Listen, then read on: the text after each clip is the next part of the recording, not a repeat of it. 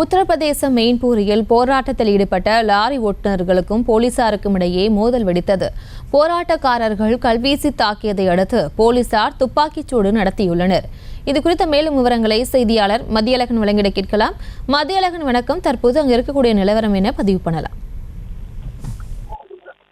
இந்திய தண்டனை சட்டத்துக்கு மாற்றாக மத்திய அரசு அண்மையில் கொண்டு வந்த பாரதிய நியாய் சங்கிதா சட்டத்தின்படி கவனக்குறைவாக வாகனம் ஓட்டி விபத்தை ஏற்படுத்தினாலும் சரி, விபத்தை ஏற்படுத்திவிட்டு காவல்துறையிடம் தகவல் தெரிவிக்காமல் அங்கிருந்து தப்பிக்கும் ஓட்டுநர்களுக்கு அதிகபட்சமாக 10 ஆண்டுகள் சிறை தண்டனை மற்றும் 7 லட்சம் ரூபாய் அபராதம் விதிக்கப்படும் என்று அந்த சட்டத்தில் குறிப்பிடப்பட்டிருந்தது. இதற்கு எதிராக நாடு முழுவதும் லாரி, பேருந்து மற்றும் டேங்கர் லாரி ஊழியர்கள் 3 நாள் வேலை நிறுத்த போராட்டத்திற்கு அழைப்பு விடுத்திருக்கிறார்கள். இதன் காரணமாக மத்திய பிரதேசம், மகாராஷ்டிரா, குஜராத் உள்ளிட்ட ராஜஸ்தான் உள்ளிட்ட பல்வேறு பகுதிகளில் வேலை நிறுத்தமானது கடும் பாதிப்பாக நடைபெற்று வருகிறது. இந்த நிலையில் பல்வேறு சாலைகளை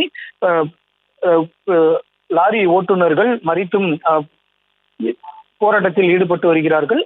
அந்த வகையில் உத்தரப்பிரதேச மாநில மெயின்பூரியிலும் இந்த போராட்டமானது மிக தீவிரமாக நடைபெற்று வருகிறது. ஒரு கட்டத்தில் போராட்டத்தை கட்டுப்படுத்துவதற்காக காவல்துறை தங்களது பலங்களை பிரயோகித்தனர். அப்பொழுது காவல்துறையினரை நோக்கி போராட்டக்காரர்கள் கல்லெறிந்ததாகவும் கூறப்படுகிறது. இதனைத் தொடர்ந்து அந்த கூட்டத்தை கலைப்பதற்கு போலீசார் துப்பாக்கிச்சூடு நடத்தி இருக்கிறார்கள். மேலும் தடியடி உள்ளிட்ட பிரயோகங்களை பயன்படுத்தி போராட்டக்காரர்களை அங்கிருந்து அப்புறப்படுத்தும் முயற்சியிலும் காவல்துறையினர் ஈடுபட்டு இருக்கிறார்கள். இந்த 10 ஆண்டுகள் சிறை தண்டனை என்ற அறிவிப்புக்கு தான் காவல்துறை சார்பில், லாரி ஓட்டுநர்கள் சார்பில் எதிர்ப்பு கிளம்பி இருக்கிறது.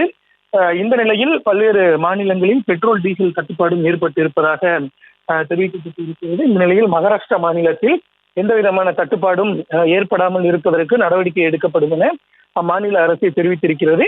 அந்த வகையில் உத்தரப்பிரதேசத்தில் நடைபெற்ற இந்த போராட்டம் என்பது தற்பொழுது சிறிய அளவிலான வன்முறையாக மாறி இருக்கிறது. அவர்களை கட்டுப்படுத்த வானத்தை நோக்கி துப்பாக்கி சூடு போலீசார் நடத்தி அந்த கூட்டத்தை கலைக்கும் முயற்சியில் ஈடுபட்டு இருக்கிறார்கள். செய்திகளை உடனுக்குடனும் துல்லியமாகவும் தெரிந்து கொள்ள சப்ஸ்கிரைப் பண்ணுங்க.